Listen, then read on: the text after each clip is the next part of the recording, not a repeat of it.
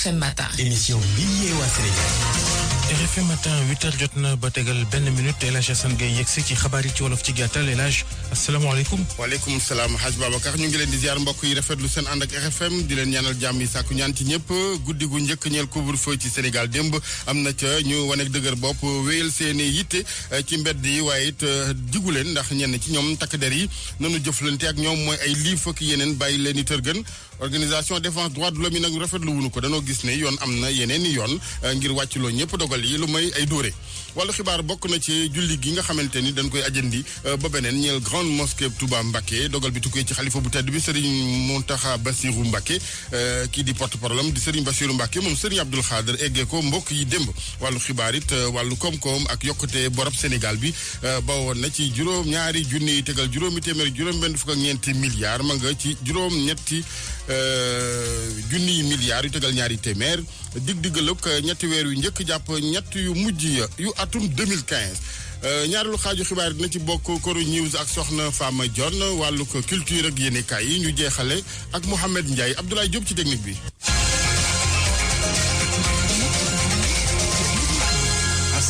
ay liif la ñu jëfandikoo démb takk der yi ci kaw ñenn ñi nga xamante ni dañoo wane dëgër bopp nekkoon ci mbedd yi bi waxtu couvre-feu gi weesoo fu ci mel ni ca Pikine reportage Abdoulaye Diop ak Ndongo Ka. ab policier yor xiiram di ko caw ñiy jàll ndax li nu toogul seen kër ba waxtu couvre-feu bi fekk leen ci mbedd mi.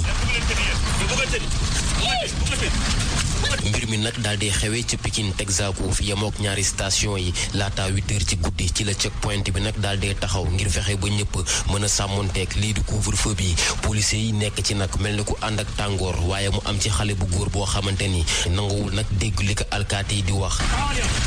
ci noonu lañu ko daal di taxañ mëlañ ko yeb ci oto bi. ci geneen wet gi am ci xale bu jigéen bu war a njibbi yëmbal di làqatu nag ci ginnaaw vigile yu station essence bi waaye taxul mu mucc ci alkaati yi ndax fa lañ ko fekk daal di koy génne caw ko ci xiir gi mu soogaa dem. ñi yore ay woto te doon jàll ñoom it ñu daal di leen di seere ci saa si mbeddi Texaco yi daal di wéet ni yàmbalang ñëpp daal di fatu ba bi benn car rapide di ñëw di gaare ña sa wàcc ku ci nekk daal di nàmm say tànk daal di ko ciy teg ngir mën a rëcc nag ci xiiruk alkaati yi. chauffeuru car rapide bi it noonu ni fes kenn xamul fu mu jaar. ci li uuteeg Texaco buntu Pikine ak station tali bu mag doon mbedd yoo xamante ni dafa teel a selaw ci boori 10h ci guddi nag ci la nit ñi tàmbalee génn nekkaat ci mbedd mi Ndongo Ka ak Ablaye Diop ci Pikine ngir rajo Futur Média. ñu leen di gërëm bu baax Abdoulaye ak Ndongo Ligue sénégalaise des droits de l'homme ñoom yittewoo ak yelleef doomu aadama mer ba futt lañ def ci doxalin woowee takk der yi Sénégal yi doxali jëri lii fiy dóore loolee du lu yoon wax am nañu yeneen i pexe ngir wàccloo nit ñi dogal yu may ay dóore Jo Maroon. yuuxu yu mel nii bari na lool ci ay quartier fi ci Ndakaaru mooy ñoo xam ne dañ doon doxantu wala sax ñu dajeeg way takk der yi ñu dóor leen ay dóor yu métti ngir ñu respecter état d'urgence bi ñu taxawal waaye takk der yi ni ñu doxalee neexul dara Ligue sénégalaise des droits humains njiitam maître Assane Dioma Ndiaye xam le ne lii ñàkk a respecter droit de l'homme la. ñu ngi ci jamono joo xam ne jamono péril la war nañu mën a jël ay mesures exceptionnelles mais loolu nag mayul état bi wala ay ndawam ñuy jël ay doomu aadama di leen toroxal di porter atteinte à leur dignité humaine defe naa ministre de l'intérieur rappelé na sanction yi nga xam ne moom lañ prévoir ci état d'urgence képp ku ko wàcc nañ la teg yoon mais nag amuñu droit di dóore di gaañe di toroxal di wàcce chauffeur yi di leen dóor loolu violation de la loi la. état d'urgence wala sax couvre-feu Cheikh Oumar Sy rafetlu na ko waaye député bi woon àndul dara ci fitna bi ñu fitnal nit ñi ci mbedd yi. li ñu gis nag xaw nañu jaaxal parce que gis nañ fi ay image yoo xam ne nit ñi ñu ngi leen di dóor te ministre de l'intérieur ba muy njëkk a wax nee na am na ay amende mais tamit li ñuy bara bàyyi xel mooy mën na am sax ñi ñuy dox ñi ñu war leen mën a xool war leen mën a tere xool lu ñu leen di daaxee rapidement ñu ñibbi seen kër mais am na ñoo xam ne ñu ngi ci ay oto xamoo ne kii nekk ci oto mën na am ne kooku contracté na coronavirus bi ñu koy yóbbu wala malade la il faut ñu am jot ñu mën a laaj mais pas wàcc rek directement songu nit ki mais foog nga wax ak moom laaj ko. li maître Assane Dioma Ndiaye gis ne moo am solo jamono ji mooy fexe respecter droit nit ñi mu yokk ci ne état bi am na beneen pexe bu mën a doxal ngir nit ñi fekk ko ci li ma bëgg mu yokk ci prier ministre intérieur mu wax ak ay nitam. jërëjëf Jo Maroon Richard Toll juróom fukki nit ñoo xamante ni dañ leen a daal di jàpp ci kaw couvre-feu gi ñaar fukki wata ak fukki moto yu nu daal di sisir commissaire diwaan ga Malick Dieng mi jiite opération yi nag ne ci wàllug li nga xamante mooy dérogation di may ñenn ñi ñuy amal seen i yitte lu wees 20 heures bokk na ca liggéeykat yu compagnie sucrière sénégalaise commissaire Malick Dieng ñu teewlu ko Mamadou Diagne. comme niñ ko commencé woon rek buñ koy tàmbali je crois que ñoo ko àndoon 20 heures lañ commencé résultat yi ñu amagum mooy que ni am na juróom fukki nit yoo xamante ne ni interpellé nañ leen yoo xamante ne ñoom dañoo respecté wul décision couvre-feu bi waaw dañoo respecté wul décision couvre-feu bi si résultat yi toujours am nañ ci ñaar fukki oto yoo xamante ne ni immobilisé nañ leen ñenn ñi ñu ngi ñu gaare ci biir commissariat bi ñenn ñi ñu ngi ñu gaare ci alentour yi parce que ñoom aussi respecté woon décision couvre-feu bi ay véhicules particuliers yi ñoo ci ëpp am na aussi 5 à 6 yoo xam ne ay 7 places la am na aussi yoo xamante ne nii ay oto yu mag leen mooy yi nga xam ne comme ni ko arrêté ministre de l'intérieur waxee dañuy transporter ay biens am nañ ci aussi fukki moto yoo xamante ne ñu ngi leen immobiliser les autorités administratives aussi au niveau de leur circonscription am nañ compétence jël ay dérogation ci loolu ñaari bërëbu liggéeyukaay yi nga xam ne ñoo gën a mag ci ville Richard Toll muy compagnie sucrière sénégalaise di laiterie du berger ñoom accordé nañ seeni employé ay dérogation ba tax na ñooñu ba ñu tàmbalee liggéey ba léegi ñoom rek la ñuy dajeel ñu ci ëpp ñoom ñi ci dajeel ñëpp ñu yor seeni tenue yor seeni badge wane ne ñoom dañuy gontu ji ñooñu moom bokkuñ ci ñu interpellé bàyyi nañ leen ñu dox seeni yitte tranquillement ba tey ci wàllug bilan yi ñeel couvre-feu démb gi ci Sénégal fu ci mel ni Mbour foofee ginnaaw waxtu couvre-feu gi ñi nga xamante ni nag daal dinañ leen ca jàpp ci wàllug jalgati ñaar fukk ak juróom-benn di doomu adama yu nu fa teg loxo fukk yaak juróom ñoom ngir ñàkk wàccoog dogal bi la am na ci it juróom-ñaar yoo xamante ni ñàkk yor identité mooy li ko waral fukk ak ñetti wote it yu nu fourrière juróom-ñaar fukk ak ñeenti pièces yu nu daal di teg loxo digalu Mbour ba Saly téeméer ak ñeent fukk ak juróomi élément GMI di takk der daal dañ leen fa taxawal ngir rek pour askan wi ngir wàccoog dogal yi ñu ciy gërëm xibaar boobee Abdourahmane Diallo mi nu fa toogal ca ndarit Mouhamed Nabi Silla xamal ñu ne ñeent fukk juróom-benn di doomu adama moom daal nañu def mise en quarantaine loole du ci couvre-feu gi waaye ci wàllu xeex bi ak jàngoro coronavirus ña nga ñuy may gët ci quarantaine gi ñoom ñeent fukk ak juróomi doomu adama ñuy testé am na ci nag kenn ku positif amee jàngoro ji am na yeneen doomu Sénégal yi boobu Italie yu làqu ca gox bi di Pikine ca Ndar kilifa yi diggee nañu jëlee leen fa dem dëkkal leen ci hôtel Mohamed Nabi Silla ñeent fukki nit ak juróom-ñeent bokkoon ci kontagu nit ki nga xamee ni dañ ko testé positif ci coronavirus te ñu yóbbu ko ca Ndakaaru dañ leen jël yóbbu leen ci benn hôtel goo xam ni gouverneur daf ko réquisitionné. ay prisonniers suñu nawle lañu sàcc ñu fenn ñu dogal suñu borom moo dal seen kaw war na fa nekk dans les conditions de dignité moo tax président choisir équipe médicale bi pour gendarmerie ànd ak moom ñu dem jël les 49 cas yi nga xamante ni lee xam nañ leen. moom mii di Alioune Aïdara Niang xam le ni am na ay moodu yu jóge woon ca Italie nekk ca gox bii di Pikine daañ leen jël yóbbu leen ci beneen hôtel bu nekk ca Langue de Barbarie ngir fekk lépp loo xam ni aju na seen wàllu wér-gu-yaram. am na ñu jóge Italie ñu dëkk Sor Dagg xam nañ leen boobu ba léegi nag ñoom nanguwunoo dem xam nañu kër gu ñu dëkk ñoom tamit daañu dem wax ak ñoom personnel médical bi bu nu nangoo fay lay xam bu nu nangu daañu leen yóbbu d'autorité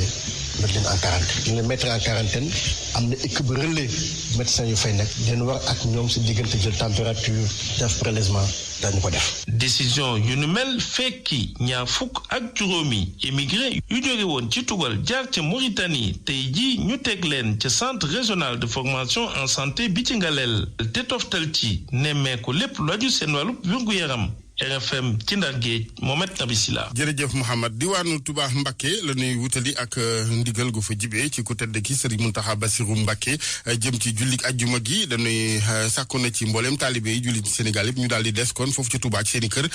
ci kaw julli gi ajjuma ju ne loolee xam ngeen li ko waral tolluwaay réew mi ak àddina xeex beeg jàngoro coronavirus kon li nga xamante ni mooy li ko dalee démb ginnaaw bi ndigal gi jibee jullik ajjuma gi ku ca ne nga defee ko sa dëkkuwaay kii di porte-parole Serigne Bassirou Mbacké moom Serigne Abdoul Khadr ak kilifa yeneen wu yoon wi daal di ci janook taskatu xibaar dem ngir jibal gi dañu ci déglu sax ci fànn woowee Serigne Abdourahmane Mbacké ak Mouhamed Diop. maa ngi yëkkat sama kàddu ci turu kilifa yi di jot li ndigal lii sëriñ bi wax muy xew-xew yi xew ci réew mi xew ci àdduna muy wér dégg te kilifa yi jël ci ay matuwaay ngir bëgg yàlla musal ci nit ñi sabablu ni ko yàlla santaane li ci des ñu bàyyee ko suñu borom li nga xam ne mooy dogal te di ko ñaan mu teggi ko ci dem gën a gaawee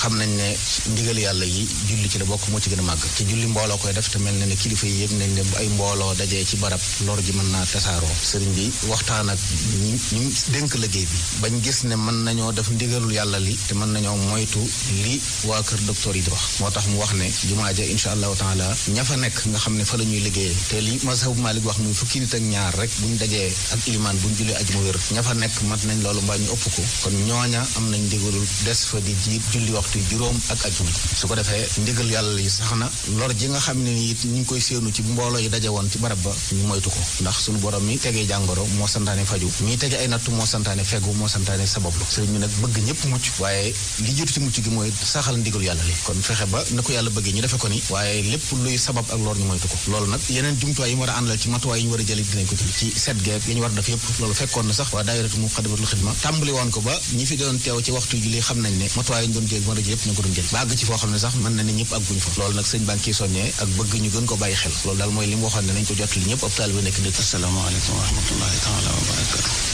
tey ci wàllu xeex ak coronavirus gi ba tey ci réew mi jàppale ni bu 10 heures dinañu daal di teewluwaat xibaar yi tukkee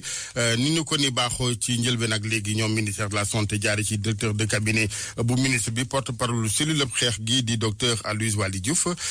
dinañu kon teewlu xibaar yi ñu ci fësal ci tolluwaayu jàngoro ji ñeel coronavirus ci Sénégal léegi kon point de presse bi suba su ne la bu 10 heures ñu fàttali ni Sénégal a nga ci juróom-ñett fukki malade ak juróom-ñett yi wér lu ñeel jàngoro yi coronavirus daan ci àndaat ak yéen it ci kanam tuuti lay doon seen émission daan coronavirus suba su nekk RFM. pour man RFM mooy rajo bi gën a jege askan wi. RFM rajo bi jaamu seen soxla. Ablaye fonctionnaire yi Sénégal ku ci amee bor di nga siiw ndax nguur gi xam na ne ni salaire yi dina ko fay li tàmbali tey ji 25 mars la ñuy tàmbale fay salaire yi liggéeykatu nguur gu Sénégal ministre des finances ak budget Abdoulaye Daouda Diallo jokkoo ci service yi di direction générale comptabilité publique ak trésor ngir ak doxale ñeel dogal boobe ci payu salaire yi. borub Sénégal yokkute da caa am ak jafe-jafe yoo xamante ni ku moywul nag dina daal di dab administration centrale bi ndax lu jëm ci wàllu dig-digal ñetti weer yu njëkk yu atum 2019 ak ñetti weer yu mujj ya nay trimestre bor bi bawoon na ci juróom-ñaari junniy milliards yu tegal juróom-ñaar téeméer ak juróom-benn fukk ak ñeent ba ci juróom-ñetti junniy milliards yu toftalu ñaari téeméer. loole nag ku moywul ci wàllu koom ni ñu ko waxee ak wàllum koppar dina daal di indi ab jibe ci sunu koom leeral li Mamadou Amar Ndione. ñeenti téeméer ak fanweer ak juróom-benn milliards yu yokku ci ñaari trimestre donc administration centrale bu Sénégal si mu toll nii bëri na ay bor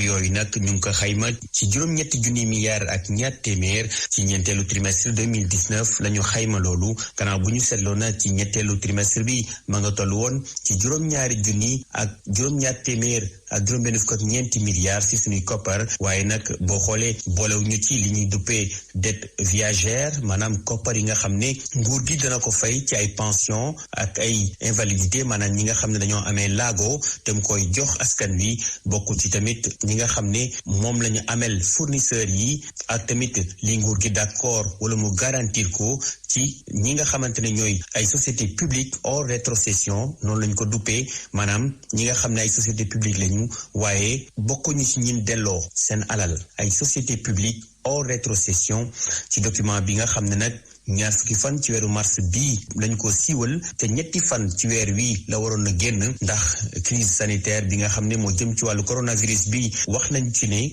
PIB produit intérieur brut bu Sénégal ñu ngi ko xayma fukki junni milliards ak juróom maanaam téeméer boo jël juróom fukk ak ñeent yu toftal waaye nag li nga xam ne am na solo lool ñu xam ko bor boobu bu administration centrale bu Sénégal bokkul ak li ñuy duppee dette consolidée maanaam lenn ci boru nguur gi te mu war a def ay ati at yàgg lool li mu àbb lépp ak tamit intérêt yi ak amortissement yi nga xam ne day bokk ci budget nguur gi fii ci Sénégal nag mel ni ne ne sorewuñu ci digle yi nga xam ne UEMOA taxawal na ko ci wàllu ration dette consolidée ak PIB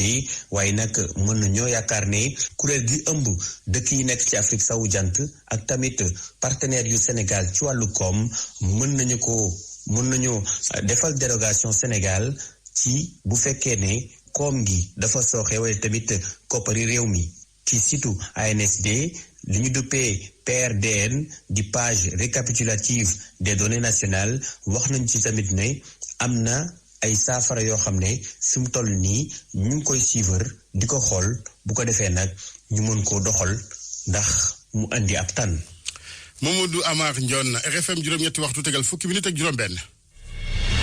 ak RFM kumpa jeex na.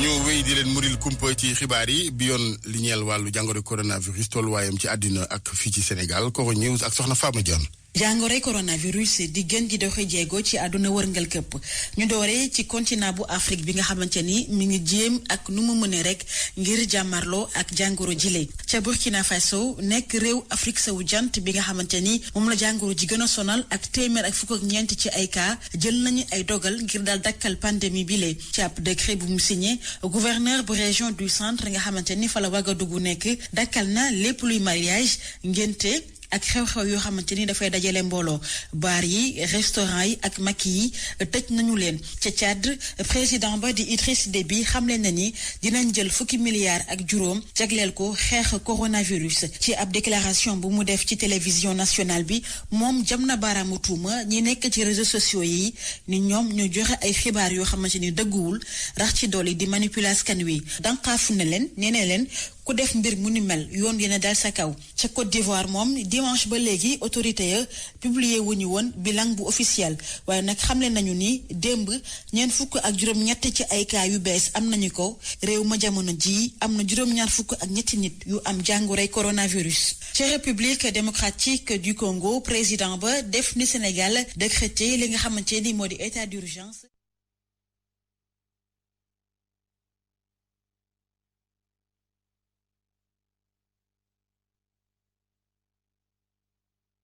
ñëw ci Kinshasa ci RDC googe ñeent fukki nit ak juróom am nañu jàngoro ji ñett ñàkk nañ seen bakkan am nañ benn nit boo xamante ni wér na. bu ñu demee ci Europe réew ya ña ngay fexe jàmmarloo ak jàngoro ji ñu dooree ca France foofee ginnaaw ab point boo xamante ni directeur de la santé di Jérôme Salomon def na ko démb épidémie bi jamono ji laal na junni ak téeméeri nit ci diiru benn fan nag lu ëpp ñaari téeméeri nit ñàkk nañu seen bakkan bilan bi nag soxal rek nit yi nga xamante ni ñoo nekk ci l'hôpital yi réew moomee nag autorité ya bëgg français yi sàmmonteeg ak confinement bi nga xamante ni moo fa am looloo tax nag ab góor goo xamante ni am na fanweeri at ak juróom ginnaaw ba ñu ko dànqaafoo lu mat juróom-ñetti yoon dañu kaa tëj kaso ndax ñàkk sàmmonteeg ak confinement bi yoon nag daan na ko ñeenti weer yoo xamante ni dina tëdd ci kaso bi fu sorewul dara France Italie foofee wàllante bi xaw na wàññiku tuuti bu ñu sukkandikoo ci ab xibaar boo xamante ni protection civile ñoo ko joxe terewul nag limuk ñiy faatu mi ngi gën di yokku démb ba ñu ko xaymaa ëpp na juróom-ñaar ci ay téeméer léegi région italienne yépp ñoo am jàngoroy coronavirus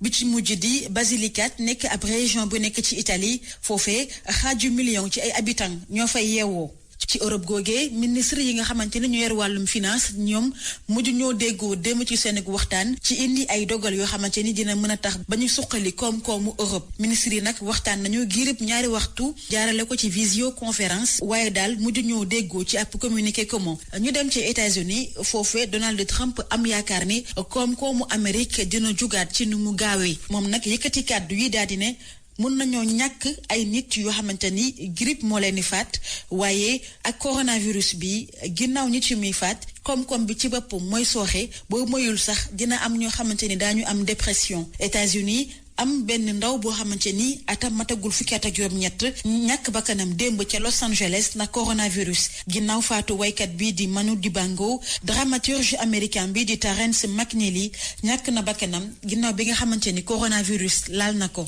jërëjëf soxna Fama ñu ànd léegi ak soxna Anna Rocha ci chronique culture bi.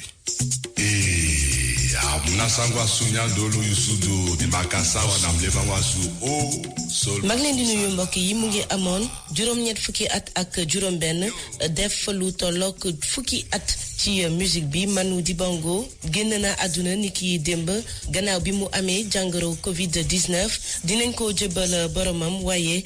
mbokkam yi rek ñoom ñoo fay teewee ñi ko jege tamit nee nañu fas nañu yéene delloo ko njukkal waaye